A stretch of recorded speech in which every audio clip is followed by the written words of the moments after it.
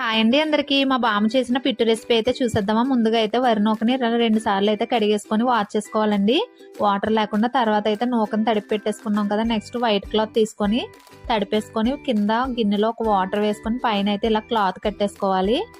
ముందుగా తడిపి పెట్టుకున్న నూకలో కొద్దిగా సాల్ట్ వేసుకొని బాగా మిక్స్ చేసి ఆ క్లాత్ మీద అయితే ఇలా వేసేసుకోవాలంటండి మొత్తము. తర్వాత మూత పెట్టేసుకొని స్టవ్ మీద ఒక హాఫ్ అన్ అవర్ అయితే అలాగా ఉడికించేసుకోవాలి ఆవిరి మీద. మధ్యలో అయితే ఒకసారి అయితే కలిపేసుకోవాలంటండి. ఎడిగా ఉన్నప్పుడే బెల్లము నువ్వుల నూనె కూడా కలిపేసుకుంటే మనకు పిట్ అయితే రెడీ అయిపోతుందండి. ఇష్టం ఉన్న వాళ్ళు కొబ్బరి అలాగే మునగాకు కూడా వేస్తారంట, అలా వేస్తే ఇంకా బలం అంట.